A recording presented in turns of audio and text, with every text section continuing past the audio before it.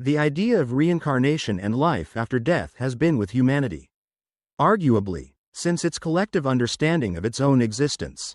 And today, in our contemporary era, not only is the idea of past and future lives a matter of legitimate debate, even in mainstream circles, but advancements in modern sciences such as quantum physics may take us closer to understanding such thought-provoking and potentially reality-altering phenomena than ever before.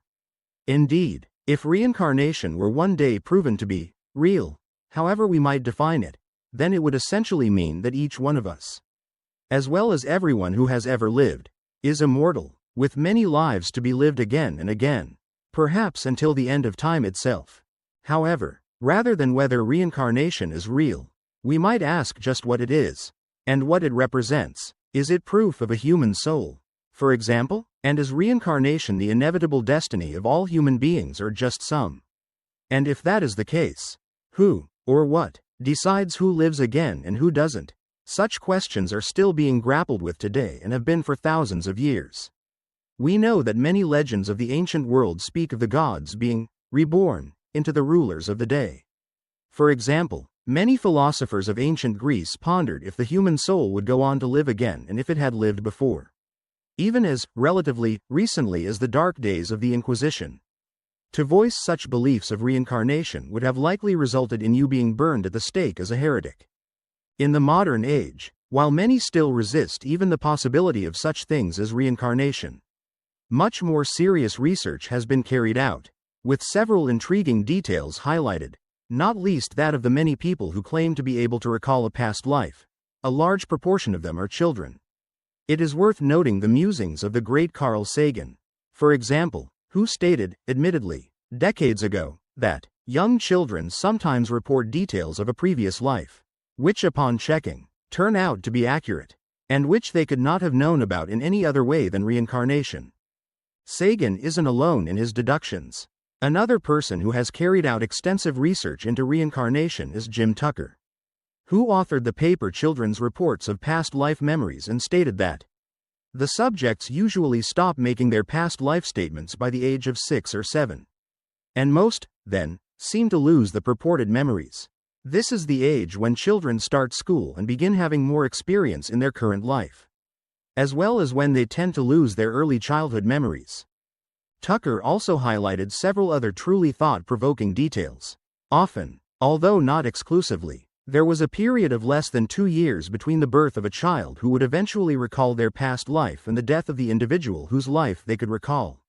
Moreover, again, not exclusively but often, the two individuals were in the same country or geographical area, or had some other form of connection. Perhaps more ominously, around 70% of the past life memories were of an individual who had died by unnatural means. In short, they met an untimely end, such as a tragic accident, or even were murdered. Even more thought-provoking, he noted many examples of a person who could recall a past life that ended in such an unnatural way often had birthmarks on their bodies that corresponded to such an end. So, if a person was shot in the head in a past life, there is a good chance they will have a birthmark in the same location as the fatal wound. He further noted that if a person met such a tragic end, their reincarnated self usually had a fear or phobia in sympathy with it. Once more, a person who had been shot in their past life might have a fear of guns or even loud gunshot-type noises. Perhaps some of the most mind-bending speculations are to consider that past lives might not necessarily be limited to existences here on Earth in the past or future, but on another world altogether as a different form of life entirely, essentially an alien. Before we examine some of the more outlandish claims of reincarnation, we will turn our attention to some of the claims that have aided in pushing this phenomenon much more into the mainstream, many of which were investigated by the previously mentioned Jim Tucker. Arguably, one of the best known and perhaps most credible cases of reincarnation is that of James Leininger, who claimed he could remember his life as a fighter pilot in the Second World War.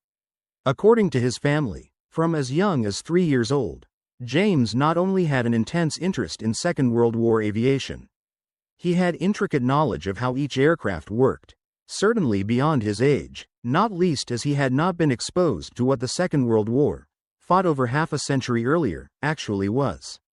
Not only could he draw detailed pictures of a U.S. fighter plane's drop tank, But he could also break the plane down in a way that only an experienced pilot could. Alongside these amazing abilities, however, James also suffered from intense night terrors. When his family asked him to draw a picture of his nightmares, he drew a plane, in flames, seemingly hurtling towards the ground. Eventually, his family asked him about his dreams and his drawings, and what they meant. Needless to say, his response was not what they were expecting. He stated with absolute certainty that he was the pilot of the plane.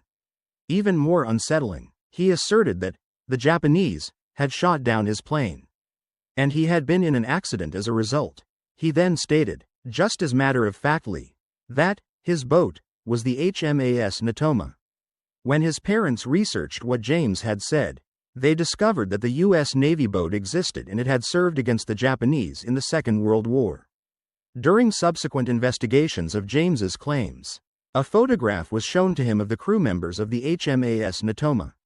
He went on to correctly identify each of the crew members by name, as well as identifying himself as U.S. Navy pilot James Houston. Once more, research confirmed that James Houston did serve on the HMAS Natoma and that he had lost his life following an engagement with the enemy. Just to add to James's credibility, when his description of Houston's demise and the circumstances surrounding it was compared to the surviving crew members of the unit, they matched perfectly. Another thought-provoking, if disturbing, case of apparent reincarnation is that of 5-year-old Luke Ruhlman. When listening to him play, Luke's mother, Erica, often heard him refer to someone as Pam. Eventually, Erica asked Luke who Pam was, to which he replied that he was Pam but I died, adding that he went up to heaven, but was pushed back down. He then stated, when I woke up, I was a baby, and you named me Luke. This response, as we might imagine, startled Erica, not least as Luke had made several matter-of-fact statements that he used to be a girl, and that he wore the same earrings as Mom. But he had black hair. Despite her shock, Erica pressed Luke further, asking where Pam used to live and how she died. Luke offered that Pam, lived in Chicago and that he took the train a lot. Ultimately, Pam had died in a fire when she was forced to jump out of a window. As unnerving as Erica found these statements from her son, she immediately began researching what he had told her. To her shock, she discovered that in March 1993, at the Paxton Hotel in Chicago, a fire had ripped through the building and left 19 people dead. One of those who perished in the blaze was a lady named Pam Robinson, who had died after the smoke and flames had forced her to jump from one of the hotel windows. Another fascinating claim of recollections of a past life surfaced in Scotland in 2009 when 2-year-old Cameron Macaulay suddenly began talking about another life, where he lived in a White House on the island of Barra.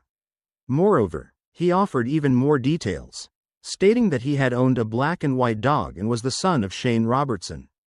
He was, though, he claimed, killed when he was knocked down by a motorist. What caused the most anguish for his parents, however, not least because of the distress they could see it caused Cameron, was when he stated, which he did often, that he missed his other mother.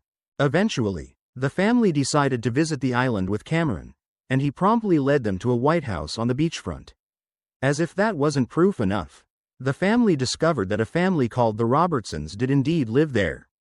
Furthermore, not only did Cameron know his way around the house as if he had lived there his entire life, but the black and white dog he had spoken of was also present.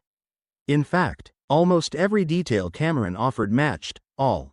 That is, apart from the name of his alleged father, Shane, which was incorrect. The case is another one investigated by the previously mentioned Jim Tucker, and he noted, regarding the incorrect detail, that this simply could have been due to Cameron getting older and so recalling less and less, as he had noted with many children who could recall past lives.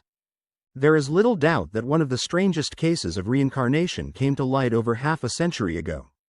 In England in the 1950s.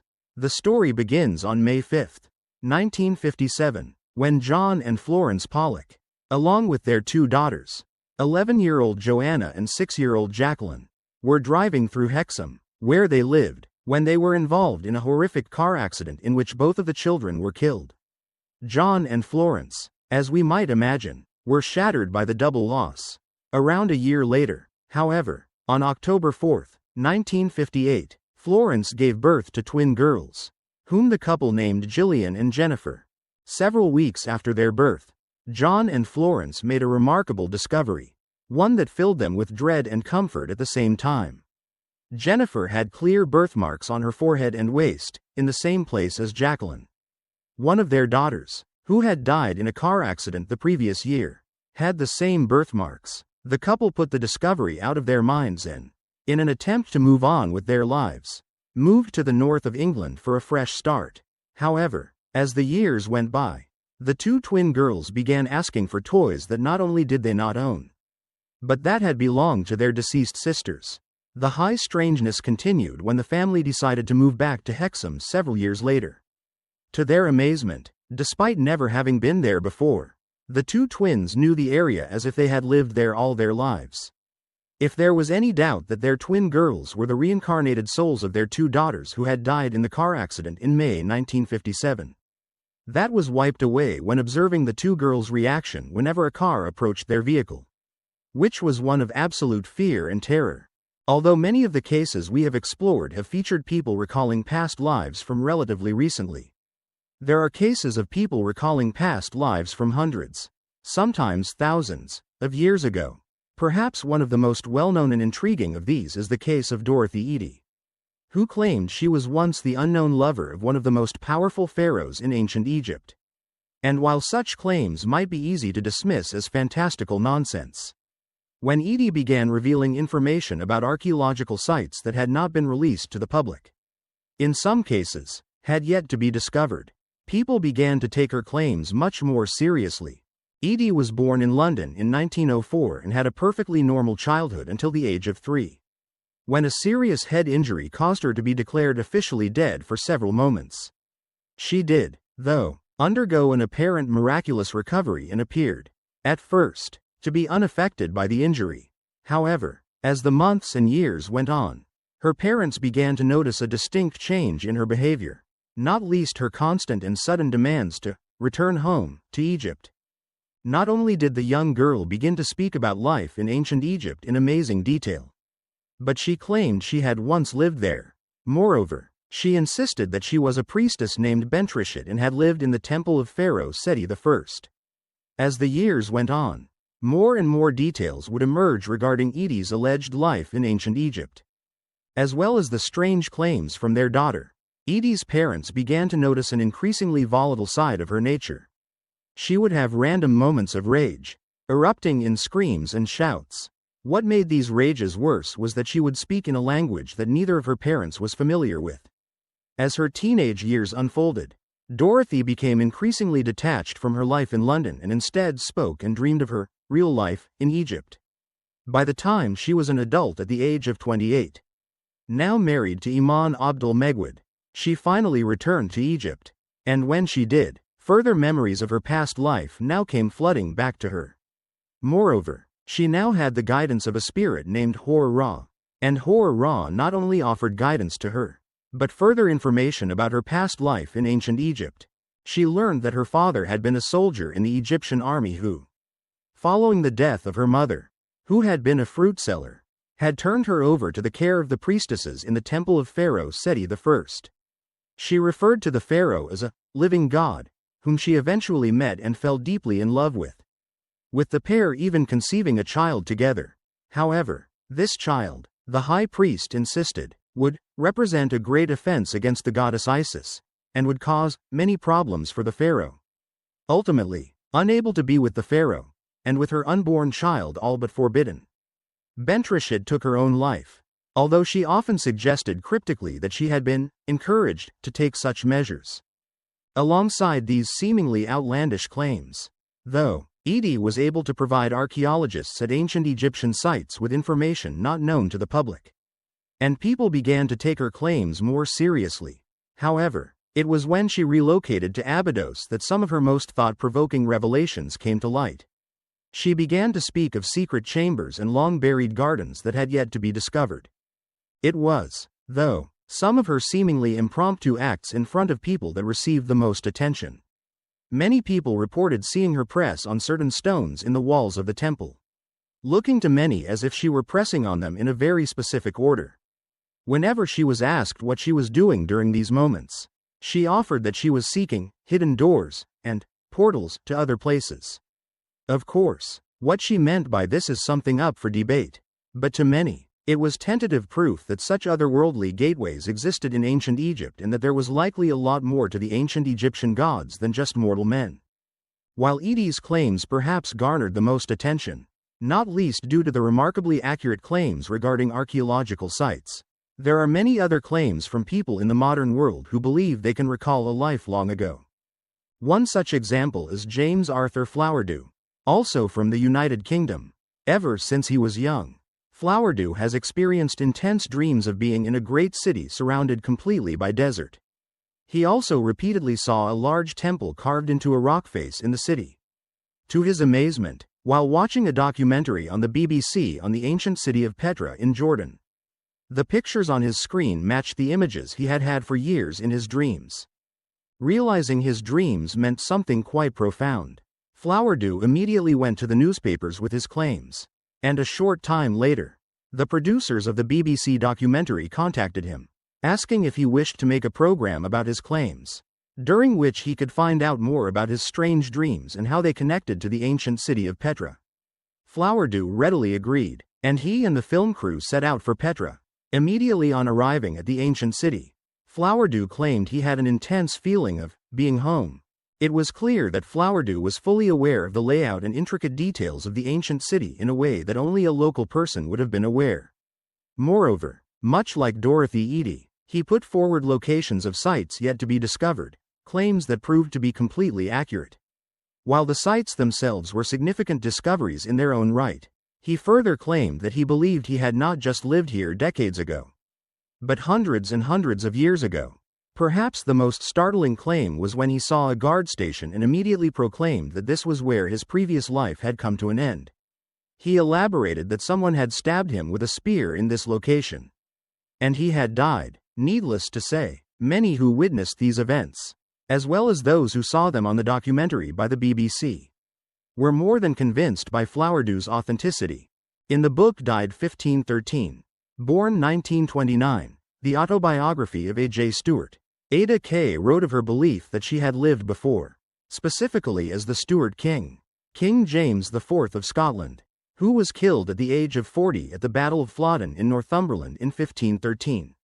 She claimed that since childhood, she had strange and intense memories of standing in a muddy field before being killed by soldiers armed with swords. Moreover, especially as a young child, she often questioned why she wasn't a prince, why she didn't live in a castle, and even why her surname, wasn't Stuart. However, it was only when she visited Flodden Field in the 1960s that her full recollection of her past life came flooding back. It is also worth our time briefly exploring the claims of Peter Hume, a bingo caller from Birmingham, England, who claimed hypnotic regression had made clear the hazy memories he had recalled all of his life of a life he had lived hundreds of years previously. Ultimately, Hume pieced together that he had once lived as John Raphael and was a guard in Oliver Cromwell's army in the 1640s. Although much of his recall was murky, he suggested that an important location during this previous life was a small church in the village of Culmstock in southern England. He offered that, at one point, the church had a tower that had a yew tree growing in it. This was proved to be accurate, although it was something that was not publicly known. Moreover, the church tower was destroyed in 1676. Even more amazing, the records of the church for the mid-17th century, when Hume claimed he had lived his former life, did indeed show that a John Raphael was registered at the church, and had even been married in it. Unlike many of the other cases of reincarnation we have examined here, Geoffrey Keene's recollection of a past life came to him all of a sudden, as opposed to a long process of strange memories and dreams, while he was on vacation with his family on one of the battlefields of the American Civil War in Sunken Road, Maryland, in the early 1990s.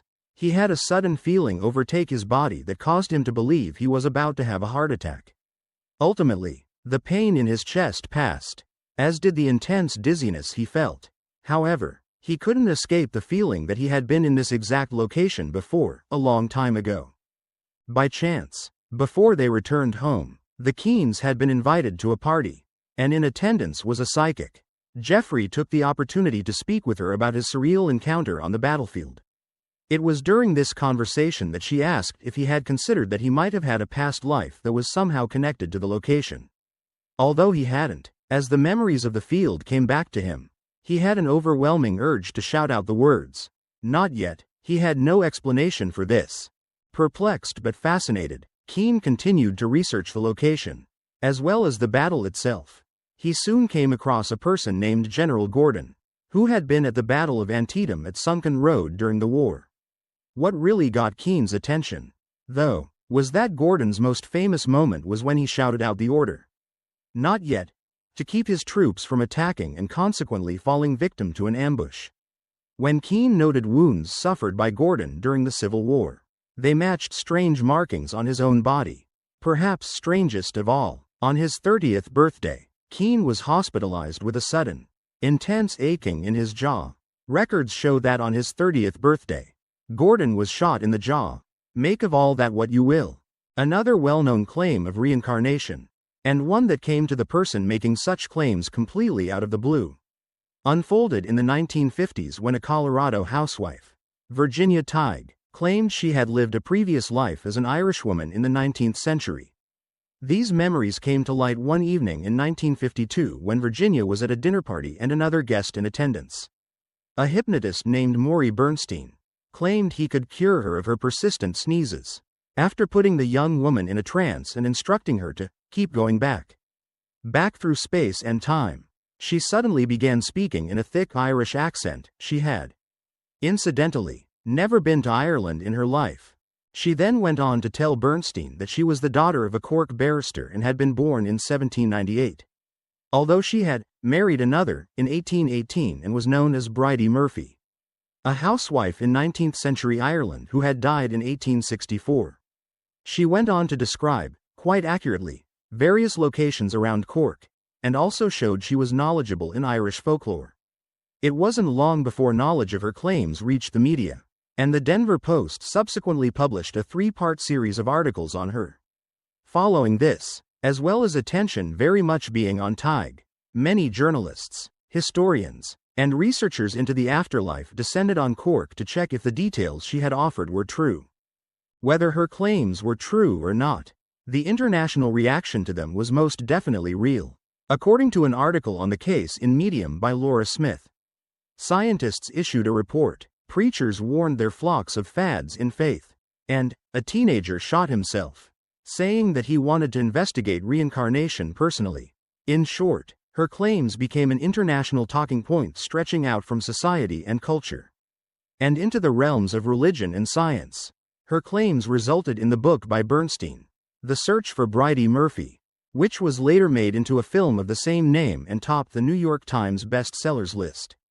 Interestingly, perhaps more so than others who have claimed to have recalled past lives, Tighe and, in turn, Bernstein, faced a barrage of skepticism and even suspicions regarding the claims. It was soon revealed, for example, that Tighe grew up in Chicago and lived opposite a woman named Bridie Corkle, whose maiden name was Murphy. Not only do we have the name, Bridie Murphy, but Corkle isn't a million miles from Cork. Moreover, a close aunt of Tighe's was of Scottish-Irish descent, which some people pointed to as a source of Irish folklore. However, for all of the suspicion and accusations, no one could prove that Tighe was being untruthful. In the same way, no one could fully prove her authenticity. For her part, Tighe claimed to be as surprised as anyone else by the revelations and pointed out that she had never actually claimed to have been a reincarnated Irish housewife from the 19th century, other than when under hypnosis, further adding to her credibility. When Bernstein told her of his plans to turn her account into a book, she insisted that she use a pseudonym for her, which he did. Ruth Simmons, as she didn't wish to seek further attention. She once stated that, "If I had known what was going to happen, I would never have lain down on that couch." Although it wasn't as far back as some of the far-reaching claims of reincarnation. The case of 4-year-old Edward Austrian is very much worth our time here. His family noticed that every time the weather was gray and damp, young Edward would become visibly anxious, even complaining of a severely sore throat. And this behavior had happened since he could first communicate with his parents.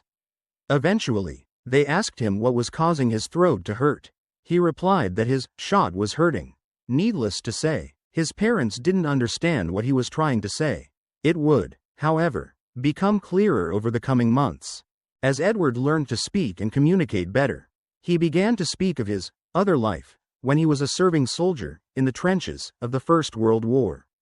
Just one of his memories, as documented and detailed by his mother, stated, "We were walking along through the mud. It was damp, it was raining, and it was cold. My rifle is heavy. I heard a shot come from behind, and I felt my throat fill with blood." This is a remarkably detailed and accurate description of the type of warfare on the battlefields of World War I, and one surely beyond the ability of a 4-year-old boy to dream up. Incidentally, a cyst was eventually discovered in the young boy's throat. Whether or not there was a connection between this and the apparent life-ending wound Edward claimed he suffered in his previous life remains open for debate. While there are many examples and accounts of people who believe they can remember their past life here on Earth, there are others who insist they can recall previous lives on other planets. Without a doubt, one of the most intriguing of such accounts is that of Pauline Delcourt Min from Manchester, England. While we won't delve into the specifics of it here, Pauline stumbled onto her past life experience after discovering she had been a victim of alien abduction. Following the revelations of her alien abduction encounters through hypnotic regression, Pauline sought further information, specifically any past lives she believed she had, of which, incidentally, she believed she had many. She was, though, not fully prepared for the revelations that she was about to uncover. Pauline requested that a former student of hers, Francesca, conduct and oversee the sessions, which she did in Pauline's Manchester home. Francesca promptly guided Pauline back through time, and before long, she found herself in a former life. Only this existence was unlike anything she was prepared for. Pauline began to describe seeing her surroundings through the eyes of her former self. A former self that incidentally had existed millions of years ago. She described, looking down at my feet, which were gray with 4 toes that are a little webbed. She continued that she had slender legs, body, and arms, with hands that had 3 fingers and a little thumb, which were also long and slightly webbed. It was at this point that a sudden realization hit Pauline, and she exclaimed, "I am a gray." She elaborated that she was a mature, adult male, and that his name was Arkid. This, though, was only the start. The session itself continued for several hours, and as the time passed, more and more revelations came forth. Moreover, as well as details of her past life as a gray alien, she began to detail potential reasons behind alien abductions in the modern world. She continued that she was inside a craft, standing in a brightly lit room, from which, out of some kind of window, she could see the overpowering blackness of outer space. Moreover, she could hear the sound of constant humming that seemed to come from the machines and other electronic devices that surrounded her. She turned her attention to the room, noticing that there were many other gray alien entities. She stated that these gray creatures controlled the craft she was currently traveling in with their minds and mental powers.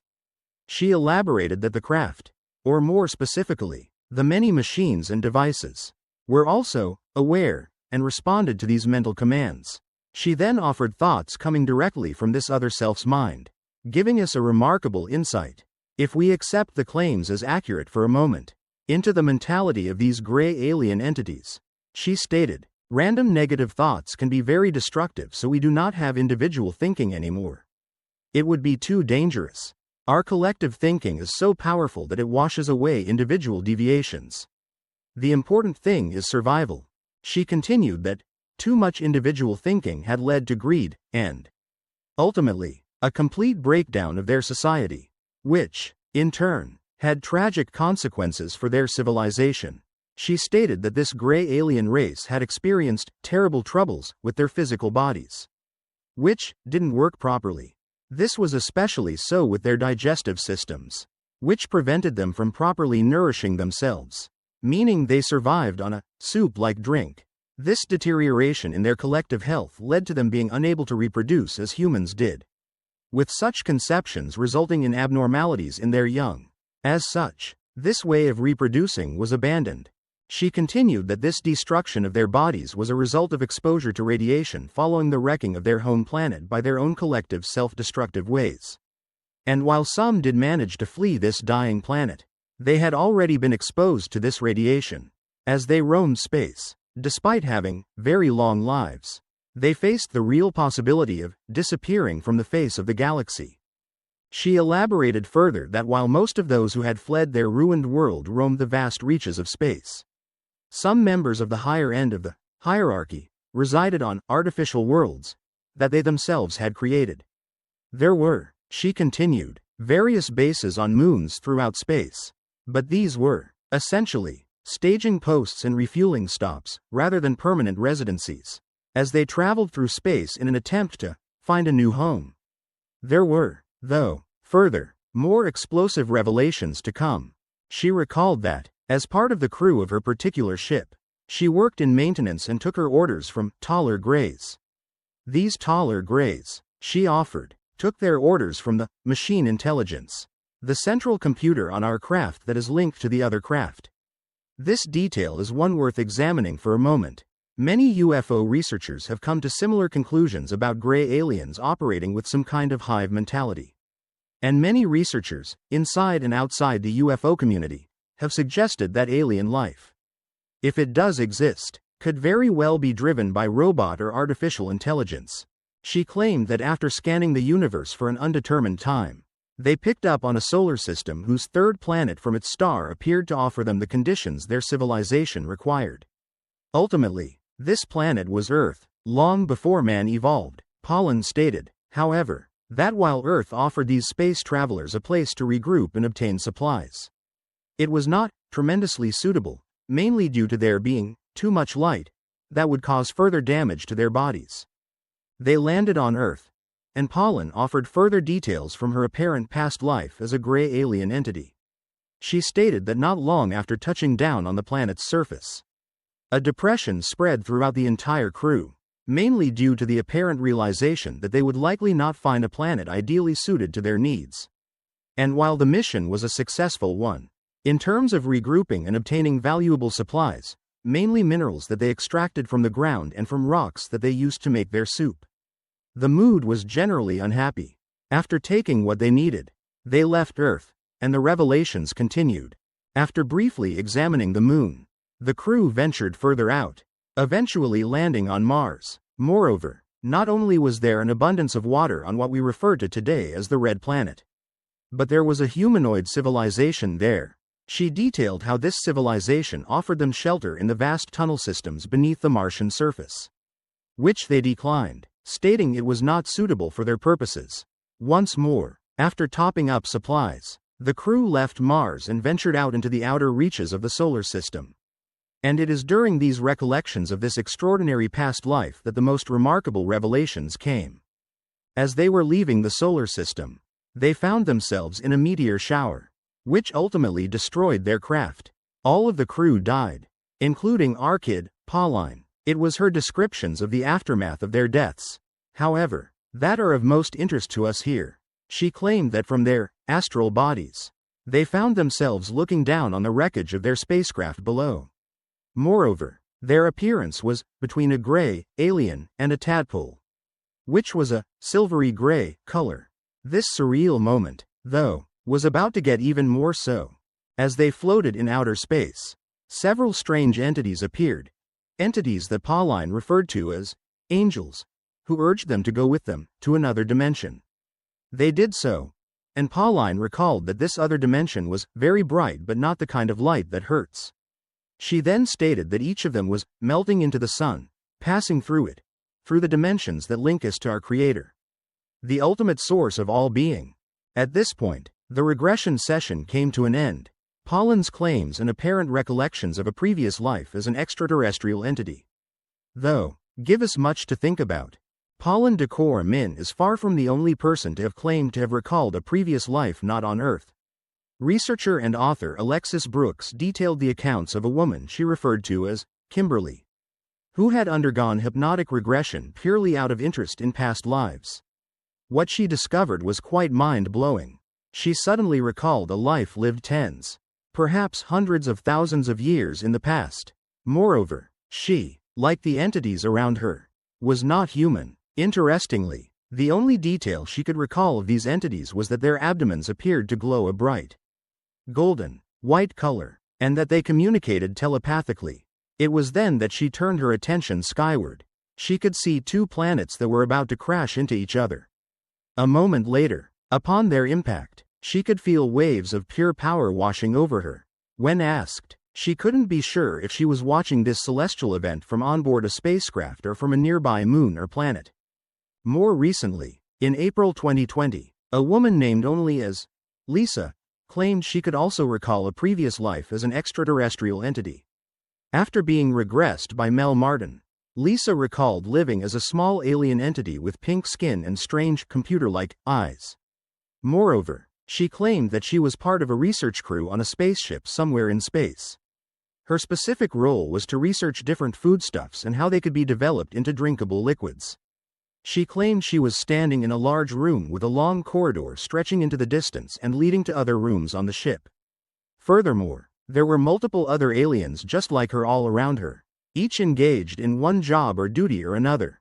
Even more interesting, similarly to Pauline Decor Min's claims of no individual thoughts among the crew members, Lisa stated that all those on the ship were equal and had one collective sole purpose. That sole purpose, incidentally, was a mission to repair damage to their home planet so that it would be livable once more. Although the claims should perhaps be treated with a good pinch of salt. A story around a young boy from Volgograd in Russia is of interest to us here. According to most sources, Boriska Kipriyanovich was not only considered a child genius from a very young age, but he could recall a past life on Mars. He claimed that his past Martian civilization was a space-faring one, and that they explored numerous parts of the galaxy using vehicles that used plasma-type energy.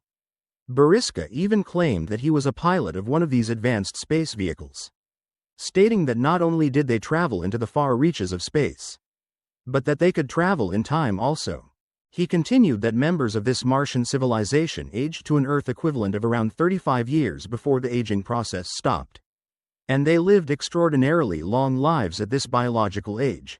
This civilization, however, had come to a crashing end following a nuclear war between rival factions on the planet, which had led to nuclear weapons annihilating all life on the planet and leaving it barren, cold, and dead. He also went on to state that his civilization regularly observed human life on Earth, and did so in triangular-shaped craft. Perhaps most remarkable of all, though, were that his civilization had some kind of connection to the civilization of ancient Egypt.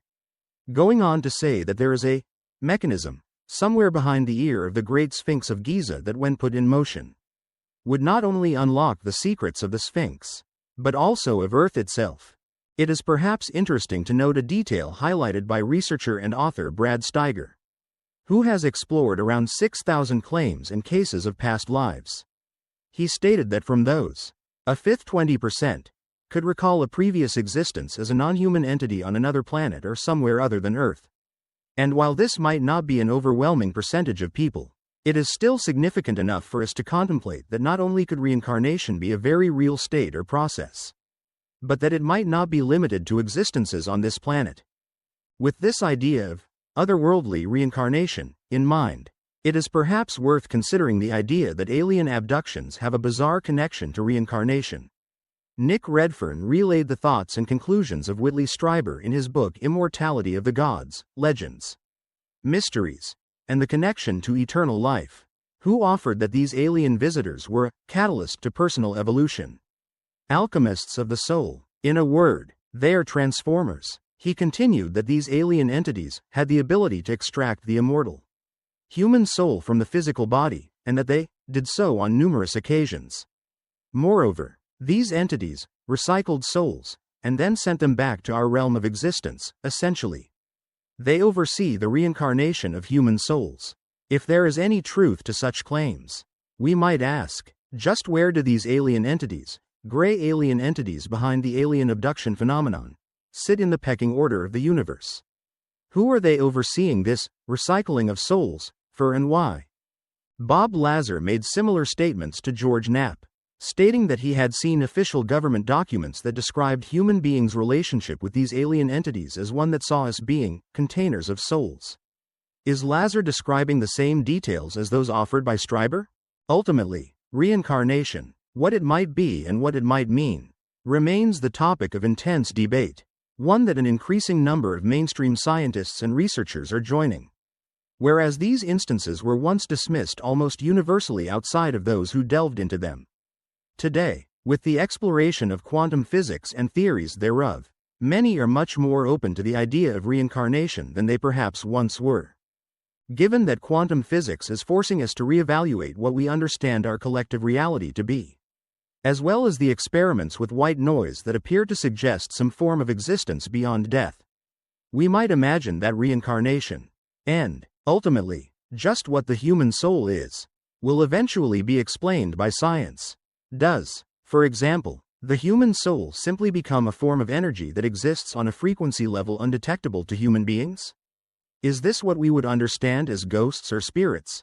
And might these energies, admittedly in ways we don't yet understand, sometimes, somehow, become infused with a newborn infant, perhaps even a fetus before birth, and then, ultimately, live again? Might future generations look back at how our generation views reincarnation, how we look back in despair at how society treated mental illness in the 19th and early 20th centuries? Before better scientific understanding prevailed, we would, for example, have to reassess just what consciousness actually was, and where it exists. If we return to quantum physics for a moment, one of the increasing trains of thought by many scientists is that the universe and everything in it, at its most basic level, only exists when it is being observed. Indeed, certain photons are only considered to exist when they are observed, meaning they require some form of interaction to become real. This would force us to ask the question, does consciousness react to its environment? Or does it create it? Indeed, understanding reincarnation would not only help us understand what happens to a person after death, but would shine a light on the very nature of our collective reality, where we have been before, and where we might go after our lives on this earthly realm are over. It is but one piece of a complicated puzzle that permeates human existence and makes up the fabric of our everyday lives.